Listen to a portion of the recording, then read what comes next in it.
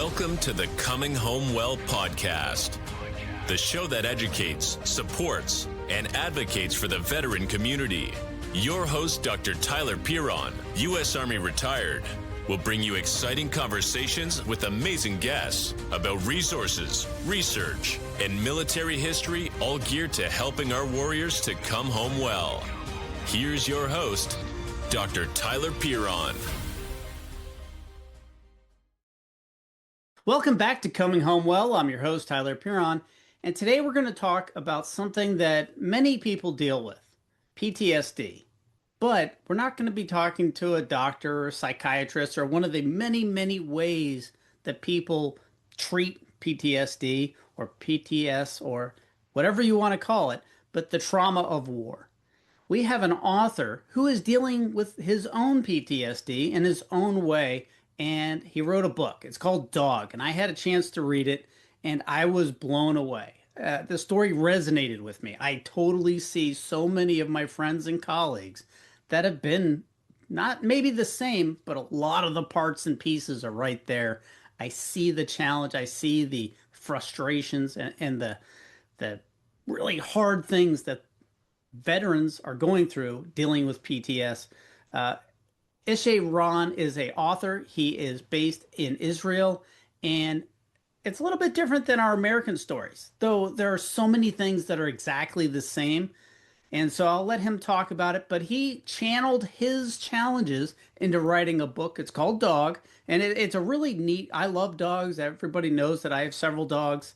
Everybody on Coming Home Well staff, I think, has a bunch of dogs. So we love dogs, and it's an integral part of the story, which I think is really kind of a cool catch. I don't want to give away the whole story. You have to go read it yourself, but we're going to talk about that. Yishay Ron, he's an acclaimed Israeli author, former combat elite soldier, and survivor of severe PTSD. Writing has been a real outlet for him, and it is part of his healing journey, enabling him to transform deeply personal wounds into stories of trauma, resilience, and redemption. Yishay, thank you so much for joining us on Coming Home Well. Tyler, thank you for having me as your guest in Coming Home Well. It's my pleasure and my honor to be your guest and to tell my story and to tell a story of Dog. So thank you, and we can just jump to the water. I'll tell you a little bit about myself and about Dog. Yeah, tell us a little bit about yourself. Because as Americans, we have a shared frame of reference about military service, and it's all volunteer, and it's, a lot of it's the same. But in Israel, it's a lot different. In Israel, it's mandatory for decades. We are a small country, and we are very surrounded by people that are not very fond of us, and wars are very common, unfortunately. And generation on generations, people are fighting and falling and dying, and parents are losing their children. And PTSD is very, very common, unfortunately, with the service.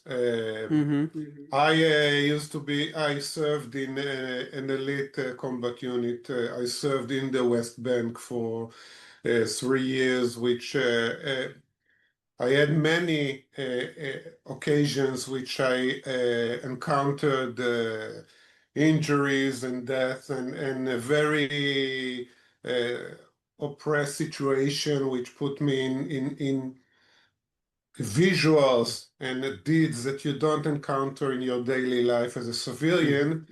One of them, which influenced me very much, was in an operation which I shot accidentally my teammate. He didn't get killed, but he was injured, and those seconds and moments were very, very influenced me a lot. I didn't understand how much, but when you shoot your teammate, you get later flashbacks and thoughts that if you're not being treated correctly, they might get involved to PTSD. I also was almost a victim of a lynch in the West Bank, and Also saw a lot of people dying. I saw children get hurt. Um, so it's quite common for Israelis, soldiers, especially in special unit or combat unit, and especially now, in the war in Gaza, which happened, which lasted for 2 years and more, and so many people since October 7th attack our PTSD. In Israel, it's actually not only the soldiers. We are here, I understand, to discuss more about veterans and soldiers, but in Israel, since October 7th, I think half the population is PTSD. I The believe it. war, yeah, the war is crazy, and it influences Israel is very small. We all have people that were fallen in the war, that were injured, that were kidnapped. My son has a good friend that was kidnapped to Gaza, and the whole situation was dramatic, so much dramatic that many of us felt that it puts Israel in a danger of existence. That's how severe it was. No, it's an Anyway, interesting point that you bring up is that, all these civilians are being hit with rockets. There's thousands upon thousands of rockets being fired into Israel from surrounding countries. And most American military, when they deploy to Iraq or Afghanistan or Syria or wherever they happen to be, most of them are on big operating bases and they don't go out on patrol. Most of them, there's like 10%, I would imagine, that actually go on patrol. The other 90% are doing logistics or intelligence or medical or whatever. And their experience with war is, rockets and mortars coming in to the base. And that's really traumatizing. And so you have so many Israeli citizens that are experiencing the same thing that we would only experience if we deployed to a combat zone. But these are everyday, people that aren't signed up for the yes, military. They're just, I think trying to that go to work or whatever.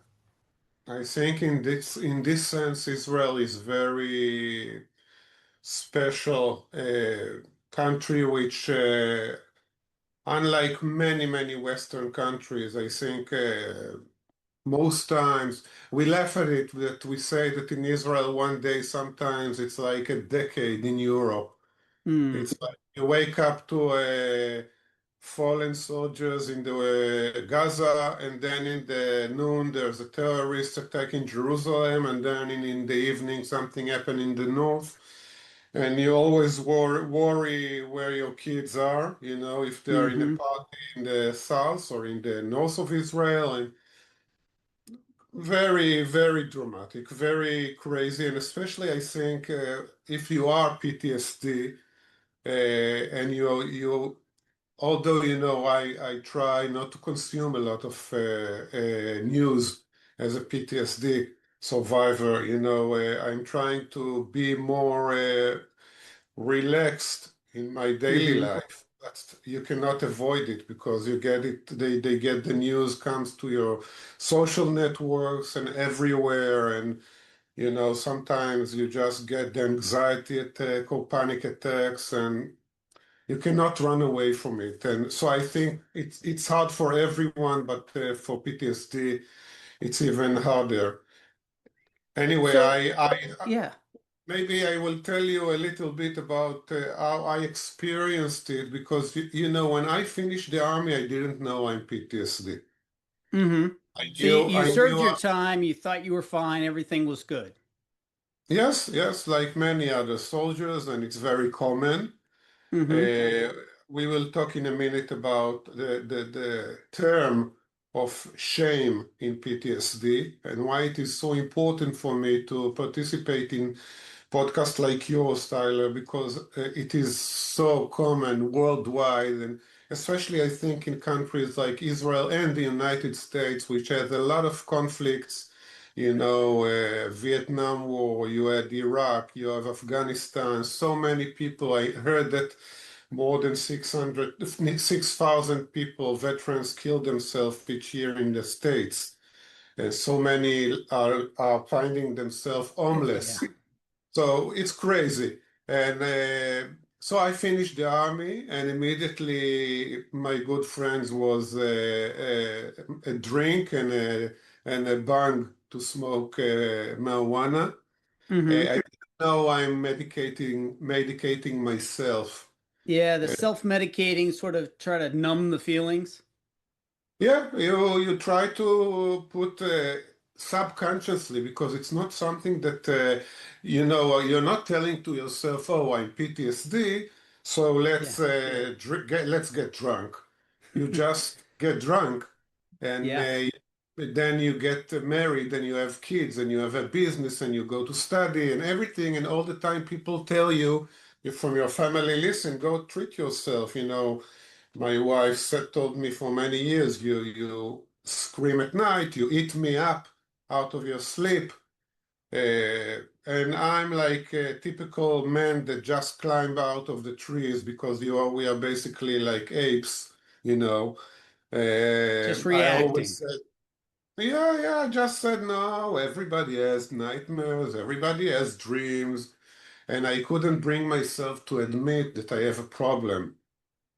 But then after around 10 years of using drugs and alcohol, I started to experience the manifestation of PTSD when I Hmm. was not only when I was sober, but when I was stoned as well, meaning I felt anxiety attacks and panic attacks through my state of numbness.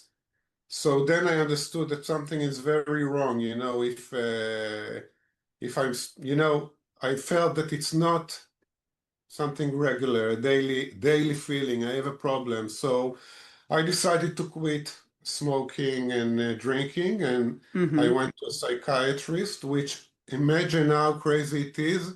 He still didn't understand that it's PTSD. He didn't tell me, and I did. He said, "Oh, maybe you have a drug problem, I will give you something psychiatric."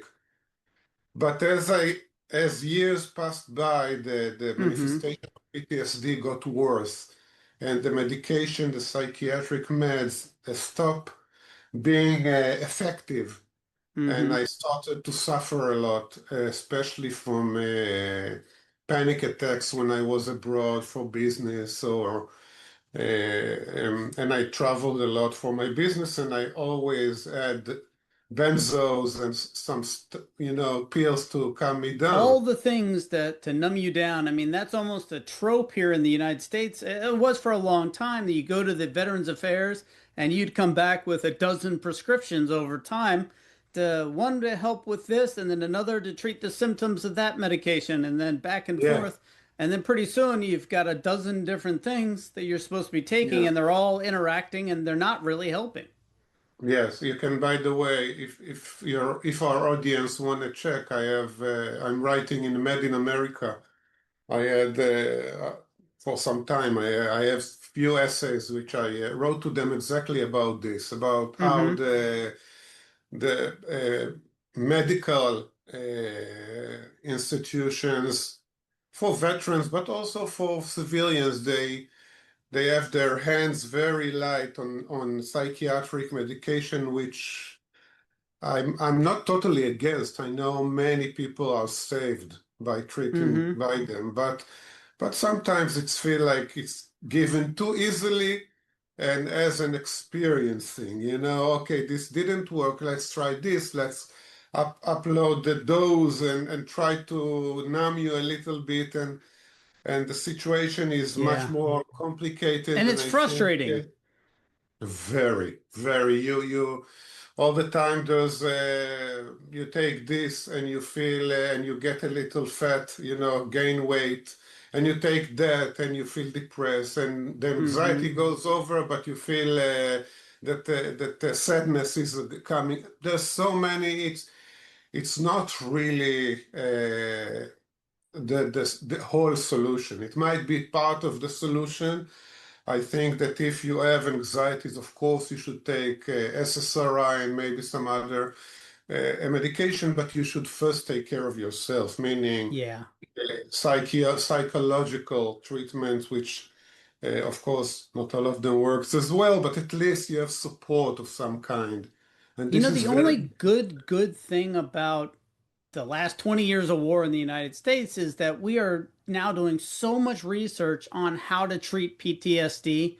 And, you know, they're trying like all these things that I thought they would never do, like ketamine therapy, EMDR, medical marijuana, all these things that I thought the United States government would never ever like, oh no, we're not doing that. But they're out there trying it. They're doing real science studies to figure out what works, what doesn't. It's pretty amazing because, you know, 20 years ago, there wasn't a whole lot out there. There was, you know, some talk I therapy think that or 20, I think that 20 Prozac. years ago, I think that 20 years ago, firstly, the PTSD community itself felt very shamed, and Mm-hmm. the major community helped us to feel that way very much. It was considered to be like a coward if you had a PTSD from Yeah, combat. This is that's a how really the good point. perception. So let's Because talk a little bit about that shame or the so cowardness. You yeah, know, in a I country I'm like saying. Israel, go ahead. Yeah, Tyler. Yeah, I'm saying that PTSD is always very difficult, and it's Mm-hmm. always very hard to admit. It's the same with sexual attack victims. It's the same with women and with men. Of course, it's always much harder for men because of their ego Mm-hmm. to admit they were assaulted sexually or to admit they were injured in a mental illness like PTSD, like trauma. Mm-hmm. And Oh yeah. when I talk about it, I usually say it's like colon cancer. We men, we don't like someone to test us from behind, to check what we have. But you And need then to. sometimes you need to, and sometimes people that are ashamed to do it, they just died from cancer because they were Yeah. ashamed. And it's the same, since October 7th attack in Israel, more than 70 veterans commit suicide, took their own life. And I'm thinking on this number, which is huge for a small country like ours, and I'm thinking that probably most of them we could have saved. Yeah. You come home, you do not recognize yourself. I remember when I started to feel PTSD Mm-hmm. manifestations like anxiety or dissociation or nightmares or the lack of want to eat or sleep. I looked in the mirror and I really physically touched me. I didn't recognize myself. And Isn't that amazing? Just it's like amazing. how And it can go on, and all of a sudden, you're like, you're looking in the mirror and you're like, who is that guy? exactly. And then people, they feel so low that Mm-hmm. that they can't imagine that it's possible to get out of this low place. It's Mm-hmm. like as if someone throw you to a well, which is so deep, and you see from up a small light, but you can't believe that you can climb out of this well. Yeah.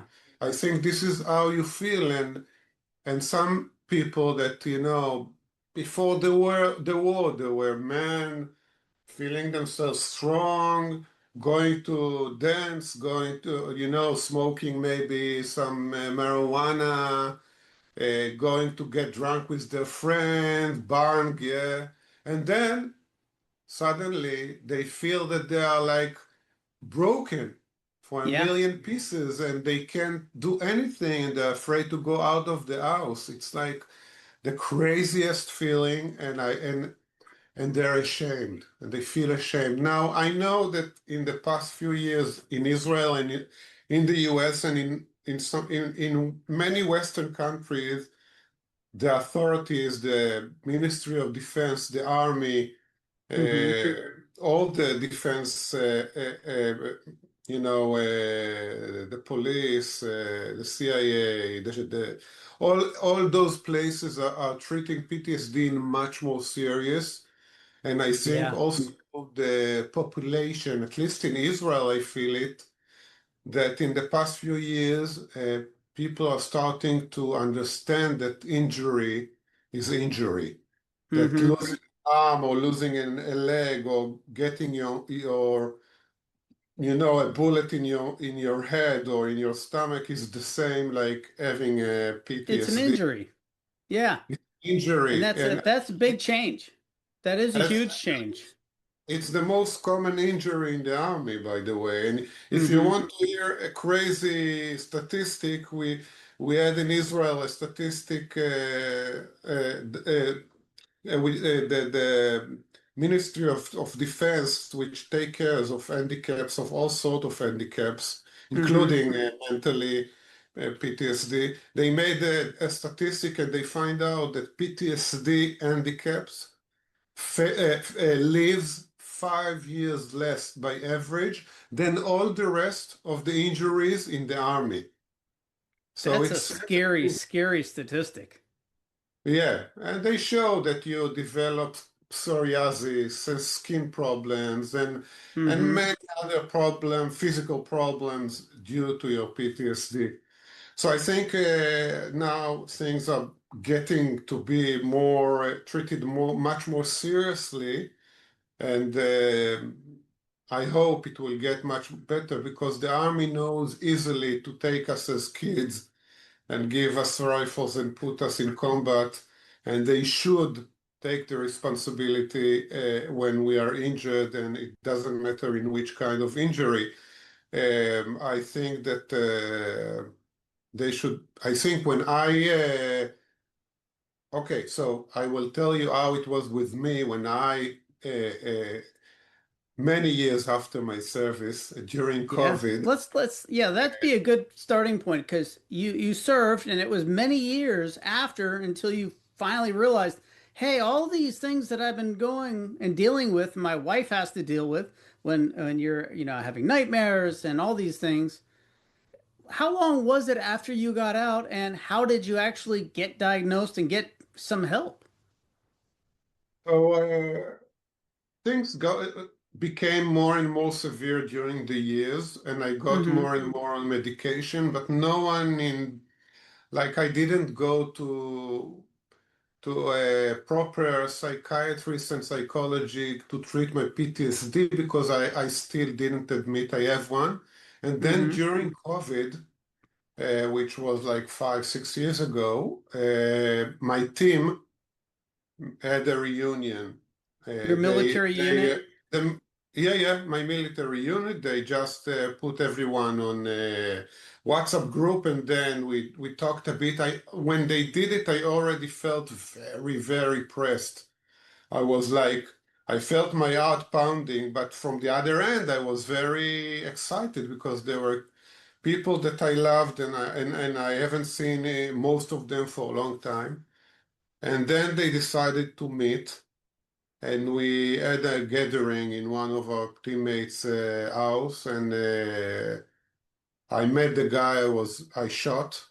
He had still pain where I shot him, and I met the guys, and we talked about operations and stuff we did, and also I met with specific guy, which I suddenly understood how much how PTSD is. I mean, it was like I understood that he is devastated, but he is not Mm-hmm. taking care of himself. It was hard for me as well. I came home and for like 10 days I was very sick physically. Hmm. And my wife, like she asked, what happened? Did you take any drugs? Did you do something? I said, no, you know me, I hardly drink, I don't do anything. And then after around 10 days, I just collapsed mentally. I didn't eat, I couldn't sleep. I felt anxiety attacks and panic attacks, which lasted for days and weeks, and because I had no ability and no knowledge to treat myself, I was suffering so hard. And then it's the first time I understood that it's connected to the army. Only then I did the connection. Only then Hmm. I admitted to myself and to my wife and to my kids and to my family that I'm probably injured from the army. And I went to the Ministry of Defense and started the process of being acknowledged with PTSD as a handicapped and getting all the treatments. So it was very, I was a late bloomer in the meaning of Well, it PTSD, takes in a the meaning of while. PTSD. Today we know that the sooner you take care of yourself, the better. The more Hmm. success to relieve, to get better is if you take of it sooner. If you keep uh, suppressing those feelings, one day they blow up and then you find yourself in shattered to a million pieces. And Asking only for help then, is both the hardest and the easiest thing to do. It's hard internally, but it's easy to actually do, and it takes a lot more courage and to ask for help to say, "Hey, things aren't right." And so that's a real acknowledgement of, "Hey, something isn't right, and I need help." And that's a yes, huge and step. I think that the minute the system take responsibility, it is also something that makes your situation better, not only financially because you get the help from the army, from the Ministry of Defense, but also in a matter of the responsibility. Hmm. When the system takes responsibility of the damage that it was causing you, that it caused you in the way that they took you and you volunteered for a special unit, but they accepted you and they didn't understand what happened to you. I think it's a lot when they take responsibility. It's part of the healing process. And then, of Hmm. course, you can get much easier. You can get a psychiatrist, good psychiatrist, good psychologist, new treatments, new medications. So I think it's, of course, the best way to do, you know. But then when I went to, when I was acknowledged already and I went to my psychiatrist and my psychologist, one interesting that they said, you know, you're an author. I wrote by then, Hmm. you know, a few children books and one novel which was published in Israel, and it was more than an hobby for me. I was, you know, So I was. writing was your outlet, but you hadn't ever applied it to your military or your PTSD, children's books. No, no, of course not. I Yeah. was, but they did when they heard that I'm writing. They said, "Listen, you have here a gold mine. You know, the best way to fight your PTSD is Hmm. to to put it on writing, or if you are a musician, to put it on music, or any kind of self-expression like art, like Hmm. an actor, like a writer." And if you're not very creative, so try to channel it to sport or to diving and to Hmm. groups of people. You know, usually they suggest to have a group of PTSD going Hmm. to for hikes in the mountain, to bonfires, to do swimming in the sea or diving in the sea or cycling. So I understood they said, you know, you must try to put these experiences you had into your what you enjoy doing, what you like to do is writing. Yep.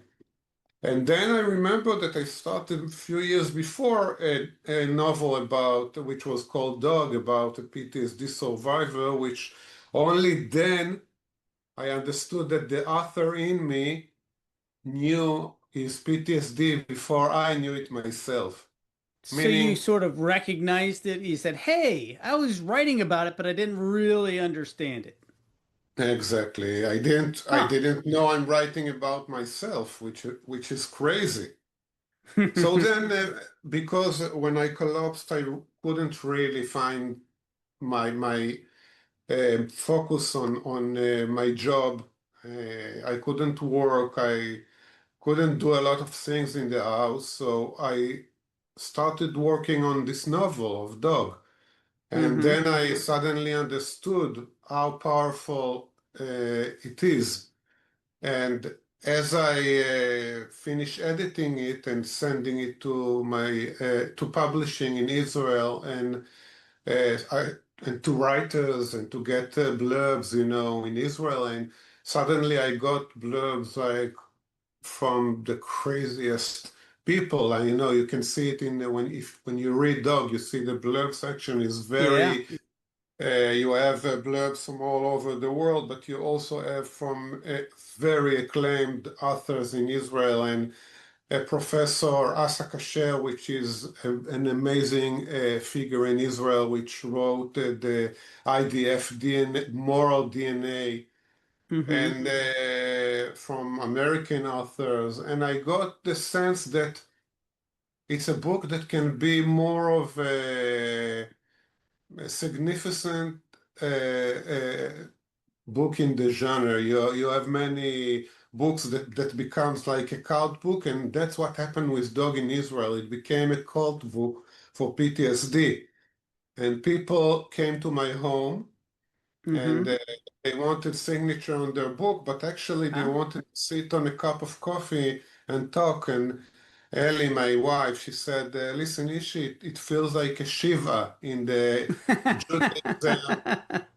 The Jewish religion, when someone dies, you Mm-hmm. sit Shiva, you sit 7 days to mourn them, and people come and you have to serve them, coffee and stuff, and they When talk you bring that about. up, I could totally picture that, like a wake, as we call it in the States, like after someone dies but they really just want to Mhm. share their story and relate some of their part with you, huh?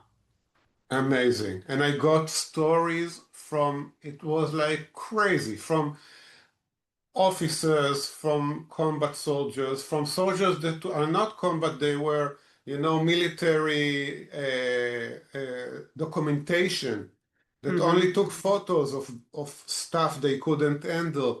And they got PTSD. I got a special unit combat officer that was in a very special unit, and he came to me and he said, "Listen, Ishi, my PTSD is not from the army.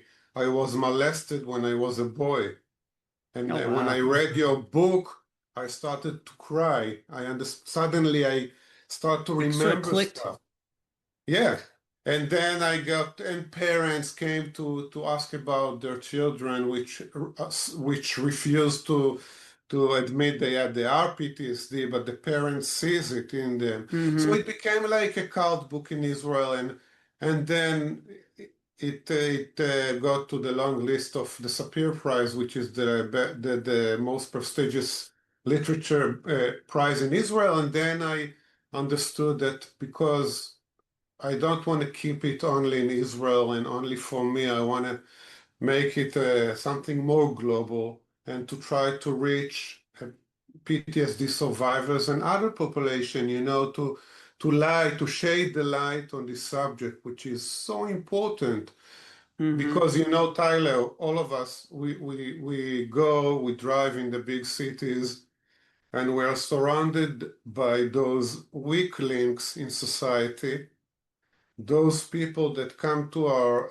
cars and ask for money and begs in the street, Mm-hmm. and those prostitutes that go around the street, and those drug addicts. And we don't stop for a second to think why they're there. They Mm-hmm. didn't imagine to be a prostitute or a beggar or a drug addict when they were in kindergarten, probably, yeah? They were No, and how did they get life, there? life Yeah. Life took them, some big trauma, put them in this transparent place which no one sees them, or when people see them, they like, if you remember the protagonist from my book, Geller, he felt like he said that people are not even afraid from him in the street. They are repulsed from him. They Yeah, it's go kind of from the either they other don't see side. you or they see you as the same thing as a garbage bag, just sort of Exactly. there but not in the way, and you don't want to get near it. Yeah, and if we be a little better people, in Judaism it said there's an expression that says tikkun olam. Tikkun olam is repairing the world. And by Judaism, the expression tikkun olam is it means that if you give a smile to someone, and I Hmm. give a hot meal to someone else, and my neighbor will give some money to another one, and maybe if we call Social Security and not the police on Hmm. someone, on a drug addict, then the world would become a better place. If all of us do small things, you know, and I think this is what I want, Doug, the readers of Dog, after they finish, and of course I want them also to enjoy the literature part and to enjoy the book. And I get a lot of readers contacting me in my social networks or my website and telling me how it influenced them very deeply and emotionally, and how they finished the book by, by one read. They sat and read it for 2 or 3 hours. And I That's want them actually to how I feel. read it. I was once I started it, I was like, "Oh, I got it. What happens next?" It's a Thank very you. gritty and detailed book, and I don't want to give away the whole story, but it's about a guy named Gaylor, Galer, and he is very similar, was in the military, and then is a down and out drug addict bum on the street, and involves this dog. And there's a whole story with dog and other dogs and some trauma. And I loved how you included the dog both as an allegory of what happened in the war, but also about redemption and care and love. And there are other people involved. Doris, for instance, that I thought was really interesting, how just the simple acts of kindness made such a difference. How did you sort of weave that together? How much of Gaylor is you? Is it autobiographical? I don't think so, but maybe there's parts and pieces, because I'm the saying, description of that guy is so detailed. Like you had a special insight into the world of being a drug addict and homeless guy. so I wasn't homeless. I was, of course, very stoned and drunk and found myself in very low places. And I think that Dog is a biography by the sense of it's an emotional biography. Hmm. I was serving not in Gaza, but in the West Bank, and I did not become homeless because I had the support of my beloved wife and my wonderful 3 kids, but emotionally, I was very, very aligned with the figure, with Geller. And Hmm. and Geller, which he went through some kind of a press of the same process I did. He got it very soon after he finished the army. I got it many, Hmm. many years after. But he find himself going to the bottom really fast, like a snowball. And I think it's very common all over the world for veterans to find themselves in those low Yeah. places. And you mentioned Doris. I think Doris, Keller, and Dog are three protagonists which found a common language and a common friend because the three of them are PTSD. Okay, Hmm. Dog was PTSD, Geller, and also Doris, which lost her son and her husband. So I think when you are a PTSD, it's much easy for you to lend a hand to another PTSD or to understand this Hmm. process. And that's why I think Doris, which I love this figure personally, I think she's amazing. That's why she accepted Geller before she knew his PTSD and before she knew he's such a good-looking officer. And we will not tell the audience if she sees him as a lover or as a lost son, but of course, uh, she firstly see him as a drug addict, and she accepts him because she sees a drug addict, but she sees him as a human being. And Mm-hmm. this is what all of us are missing, most of us are missing, to see those people as firstly human being, because trauma can get us to a really, really bad places and low places, and we Mm-hmm. need people to see us. I think it's the first thing. And dog, there are two dogs in the book, but there are actually one. One is symbolizing what happened to Geller in Gaza, which Yep. you described well. It's symbol because Geller cannot deal with the things he's done and saw. And Mm-hmm. he saw his friends burn out and blown up, and he saw that some civilians, which are of course a lot of the time are innocent people, but they are casualties of the war. So he saw it as well, Mm-hmm. and he couldn't handle those memories. So he put those all memories about a memory of a dog, which he remembers one of his teammates shot in the head. And this is what kills him. Like he can, in his mind, in his morality, in his daily life morality, he can handle the people he killed, but he cannot handle this one poor dog that came to ask for mercy or for water or for affection. So he's using this dog as a symbol for all the atrocity he passed and saw. And Yeah, it's a really important, I think, vehicle. Obviously, it's the title of the book, but I can totally imagine, there are times when I was in Iraq and there were people that had basically adopted dogs or cats, and the word went out, no dogs or cats allowed, and because they were worried about rabies and all these other things, and they had people out with shotguns just shooting the dogs, and more people were outraged at that, because this innocent animal wasn't doing anything to anyone. It hadn't bitten anyone. It hadn't, it was just being there, and somebody was feeding it, and more people were upset about that than they were about like pretty much anything. That was like I thought we were going to have a riot on our hands when they were going around uh, taking care of the animals to prevent rabies. But yeah, it's as soon as I read your book, I was instantly brought back 20 years plus to when I was in Iraq and they were going around and shooting all the dogs and cats. And I was like, oh, I get it. I get it.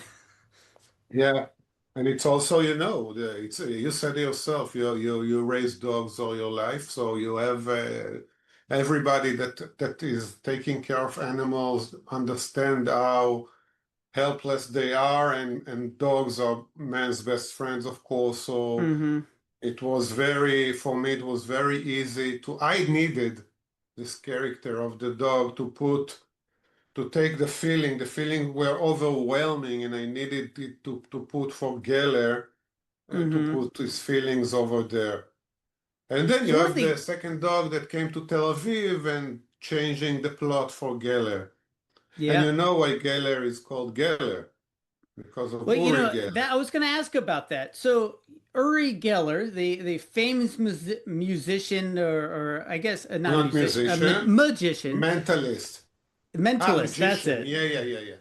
He Mentalist. was supposed to be able to bend spoon. This is going back many, many years, like I guess 70s or 80s. I was just really young when I remember this, but he could like bend spoons with his mind.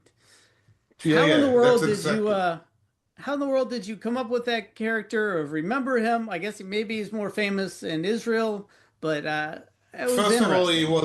he was Israeli, and he was a paratrooper also, by the Hmm. way, an officer in the army, if I remember correct. But I think he was very famous worldwide. The younger audience would not remember him, but the older people like me, he was like, when I was a child, he was intriguing and he was Mm-hmm. like, uh, I don't remember, I remember that all of us in school tried to bend spoons and stock watches because today there are many mentalists and it's something that is very common and a lot of people know how those tricks are done, but at the time it was really considered like that he has special forces.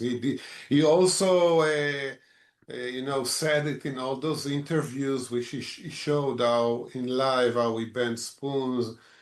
And I took this figure, which I understood that if Geller, from his bottom place, low place, Mm-hmm. as a drug addict that suffer PTSD and his mental illness and his dad, which he admired so much, is a vegetable in the hospital. What can give him some hope? Mm-hmm. What hope can a guy like this have? And I understood that it must be a miracle. It must be some kind of a special force Mm-hmm. which Geller will have in his mind that if he will be able to bend spoons with his mind, he will have an easy way out because he knows that otherwise it's so difficult and maybe impossible for him. So he's doing heroin and some kind of a daily practice slash ritual of Mm-hmm. trying to bend spoon with his mind. And that's how his days are gone by, begging, shooting, and trying to bend spoons. And Yeah, it was an interesting addition because I could totally picture this. You write very vividly, and it must have been a challenge converting some of the language from Hebrew to English because some of the phrases and some of the nuances of language, when you say something, a so, common saying like in Hebrew, it doesn't mean the same thing even if you translate it literally in English. How hard yeah. was that translation process? Yes, so usually today it's easy. Many people say, "Oh, we have AI, you can translate easily." But an acclaimed author and someone that thinks is art worth much more than AI, I Mm-hmm. was definitely looking for the best translator I can find, and I got the five big names that are the best translators from Hebrew to English living today. One of them, and the only one that was free in few months, was Yarden Greenspan.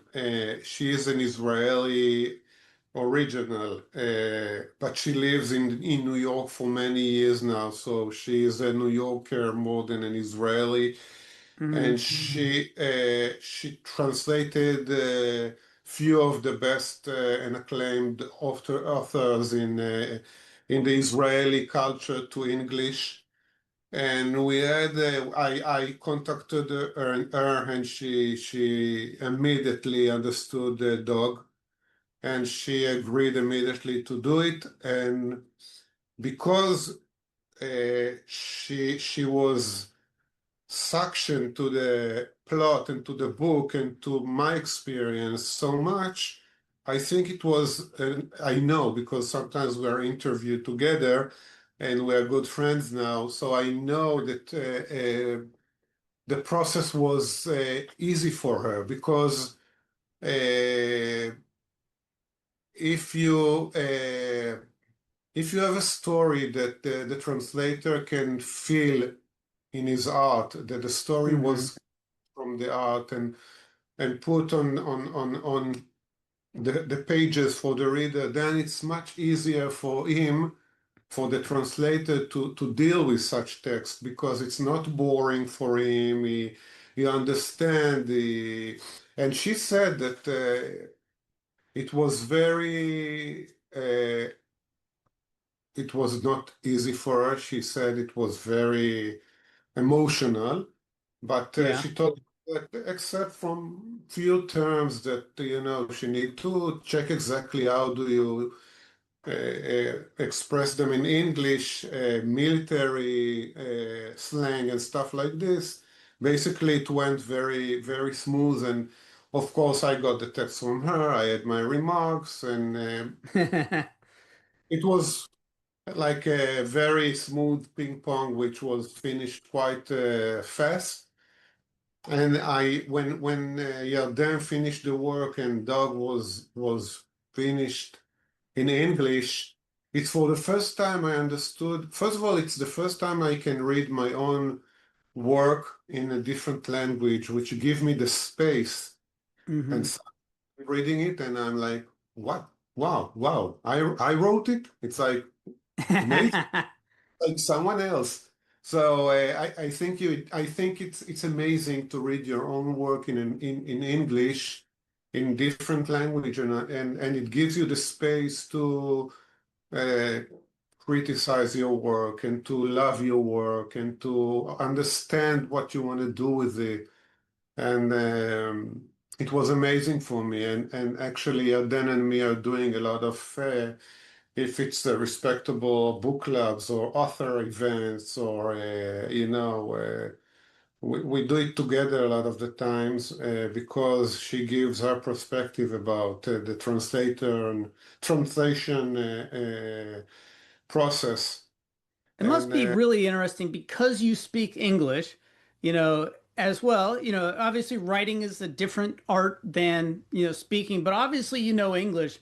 So it must be especially interesting because like if I wrote something and it was translated into Japanese, it wouldn't mean anything to me. I like, oh, exactly, okay, it's in Japanese.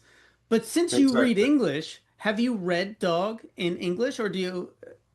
I read it a few times because I had Yeah. to read it after Yarden finished, and then after the editor finished, and then before it went to print, I had to give my signature on it. So I read it a few times in English, and I think truly it's an amazing experience. You said it correct. If it's in France or German, I can't Yeah. read it when I want, and actually it's out of my hand. But when it's in Hmm. English, the story is still mine, and I can still have my remarks and understand that if the translator caught my voice in it, and it is important, to have your voice in the book. And she made an amazing work, yeah, then Greenspan, and I can only really suggest for our listeners to buy the book and read it. And I truly appreciate when they contact me, when they, even if it's a short line, telling me what did they think of the book or if they are PTSD themselves. So I'm trying to reply all everyone that contacted me. I'm not one of those authors just go away behind agents, and you can easily contact me in my social networks and my email, and I'm trying to reply everyone, and it And fills we'll me make up. sure that we'll put all your links in the show notes. So, folks, if you want to get in touch with Ishi, you just go look at the show notes.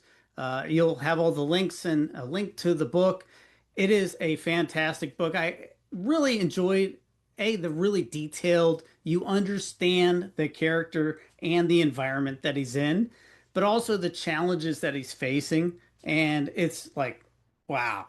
Like you may understand it, but when you read it and you get into that character, you really understand sort of the depths of despair and the feelings of both shame and hope at some point that you're going to go through and get out of this problem. Uh, Okay, by one the of way, the Tyler, so yeah, go I ahead. just want to say another thing connected to what you said is that because I think I see it also as a mission. So if some of your readers, they have, reading groups, book clubs, if they want to organize a reading session for veterans or for people feeling from suffering from PTSD. You have a lot of those groups also in the United States. So if some of your listeners wants it, I will be happy to make a Zoom meeting with them and talk about dog and about Oh, my that'd be wonderful. experience. So they just need to contact me, and I did it before, and I know how to to let them organize it very easily, and we can do it. I think it can help a lot of people or family members. I hadn't even thought about that, but that's an absolutely amazing suggestion. So if you're in group therapy or you're in a reading club, hey, invite Ishi to come talk about the book once you read it and you're discussing it. That'd be awesome. Mhm. One of the things that I was reading about Dog, the book, is that it's going to be made into a movie. How did that happen? Yeah, few months after a few months after a dog was published in Israel, October 7th massacre and the war started. And few weeks after it started, I got an interesting message from Eran Riklis, which is a very famous, acclaimed director and producer in Israel. He did Mm-hmm. some of Israel's famous movies like Lemon Tree, The Syrian Bride, and now touring all over Europe with reading Lolita in Tehran, which is like, and it's coming to the States as well. It's like amazing movie. So Iran messaged me, said, "Listen, I read your book. I want it to be my next movie." And I'm like, Wow. You must have been "Ah." floored.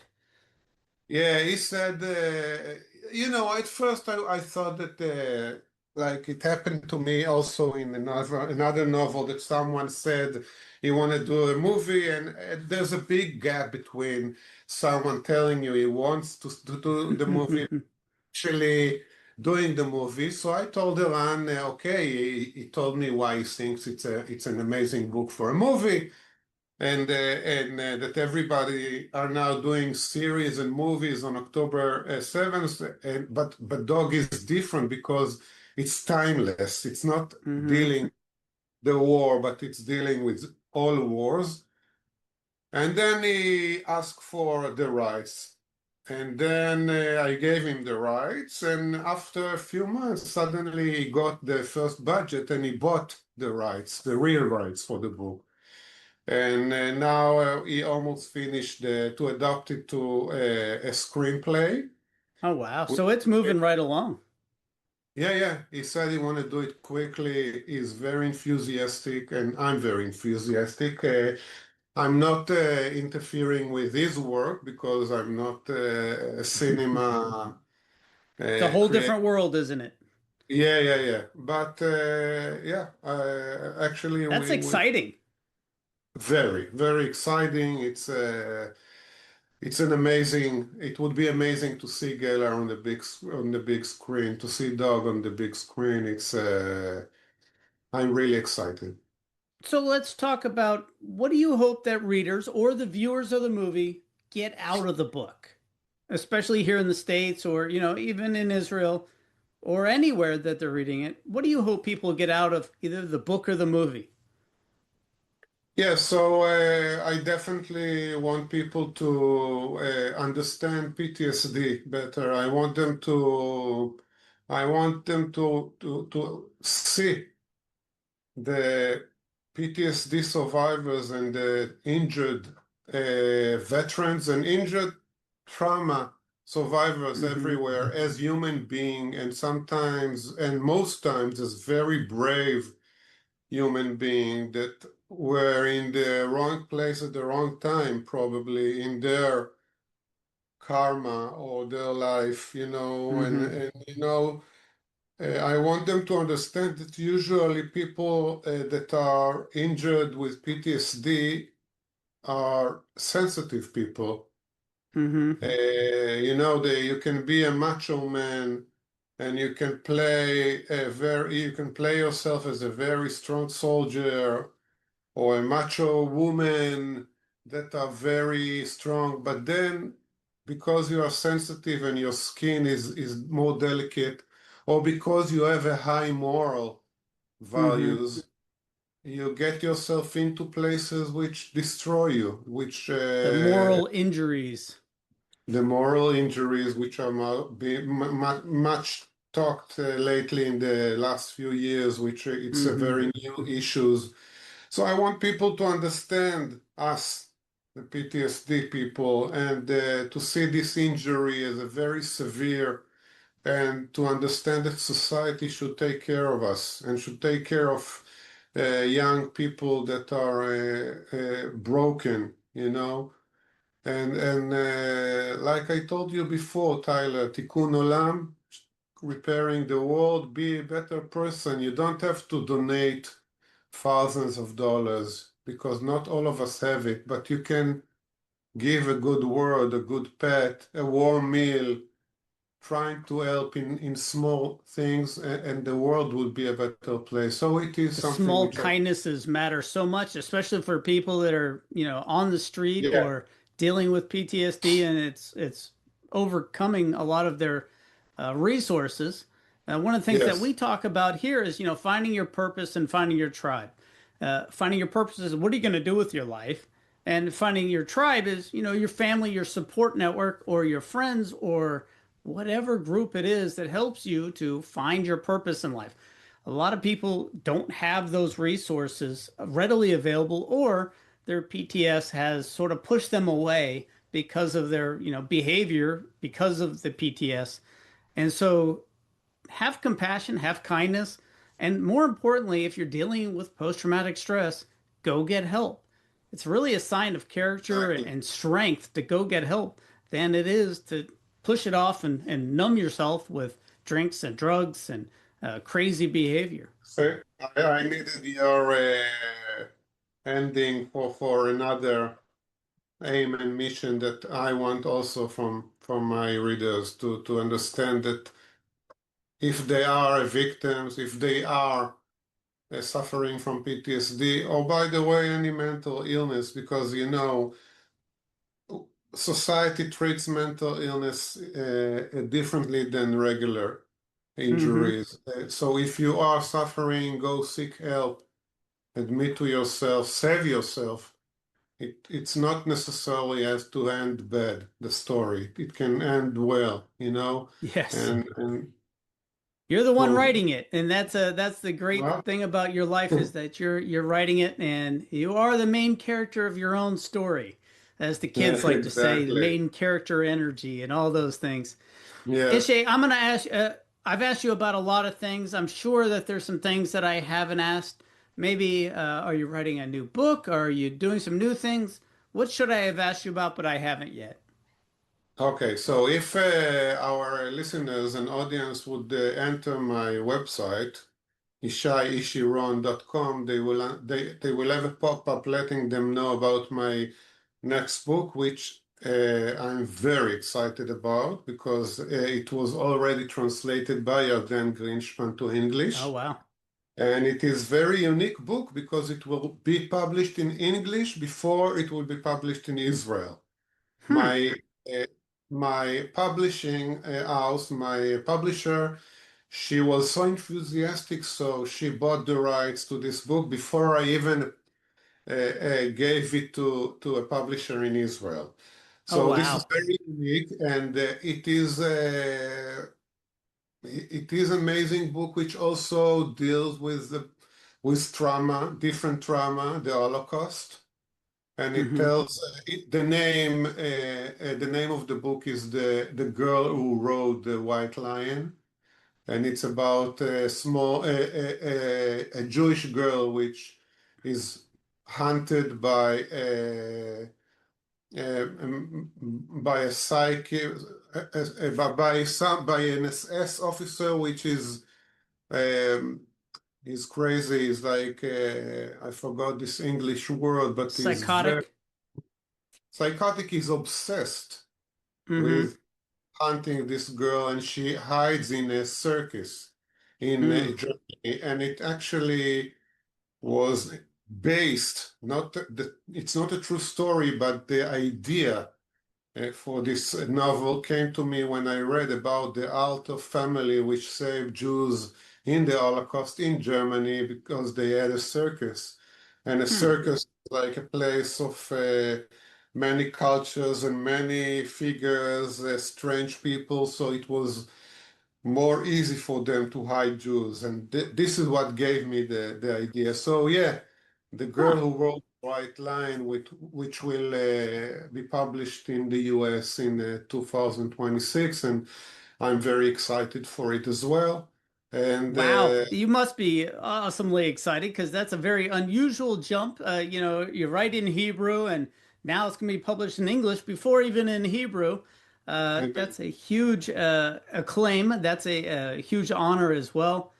Yishay, I'm going to leave you with the last word. I want to thank you for coming home well, and sharing the story of Dog and your own background and history dealing with post-traumatic stress and the challenges, but also the outlet in writing and sharing parts of your story, but also using literature to uh, share a very detailed and very, very relatable story for anybody that's dealing with post-traumatic stress. It's set in Israel, but if you're in the US or anywhere in the world, you could easily picture it happening in your own town, your own city, and sort of just change some of those details, and boom, the human condition is exactly the same. Yishay, I'd leave you with the last word. Is there anything you'd like to share with our Coming Home Well audience before we go? I just want to say thank you for this platform, and for you, Tyler, for coming home well. I think it's amazing that we got this connection, and you enable me to tell my story and to tell the story of Dog. And I really, really wish from the bottom of my heart that people will read it, and that many people suffering from PTSD will understand more what they have and try to seek help. This is my main goal, and thank you for you, and thanks to your wonderful audience. And I'll be waiting for this podcast to be released, and we'll be in touch. Well, I'm very much looking forward to it. Folks, we've been talking to Yishay Ron. He's an Israeli author who wrote a fantastic book. It's literature, but there's some real life and a little bit of self biography in there, autobiography as well, little parts and pieces. It is a amazing read. I'll put the link down below along with all the social media content, so you'll be able to just click on the show notes and get in touch with Yishay.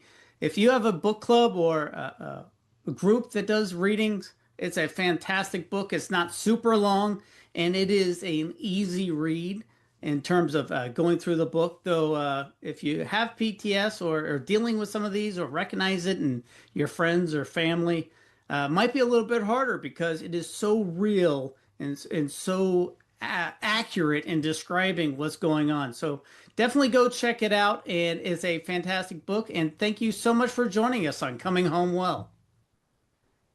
Thank you All right, so let much, me Tyler.